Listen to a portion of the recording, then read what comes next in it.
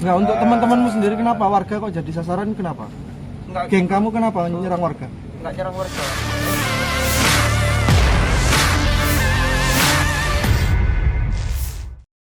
Media sosial khususnya area Surabaya diramaikan dengan maraknya gangster yang meresahkan warga. Para gangster ini muncul pada malam hingga dini hari sambil berkeliling membawa celurit dan jenis senjata tajam lainnya. Salah satu fenomena gangster di Surabaya baru-baru ini viral adalah geng guguk dan kuak-kuak.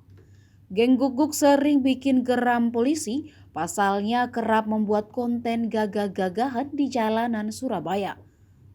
Namun tidak membutuhkan waktu lama, polisi langsung menangkap anggota geng guguk beserta panglimanya. Panglima gangster guguk Ardan 21 tahun ditangkap bersama 6 orang temannya pada 29 November lalu di sebuah kedai di Jalan Luntas, kawasan Tambak Sari. Kelompok yang dipimpin pria bertubuh kurus dan tinggi sekitar 162 cm itu sempat menyerang Fatur Rozi, remaja usia belasan asal Kenjeran, dan Reno, satpam perumahan di kawasan Mulyorejo, dengan menggunakan senjata celurit. Kepada polisi, Ardan mengungkapkan bahwa jumlah gangster di kota Surabaya cukup banyak.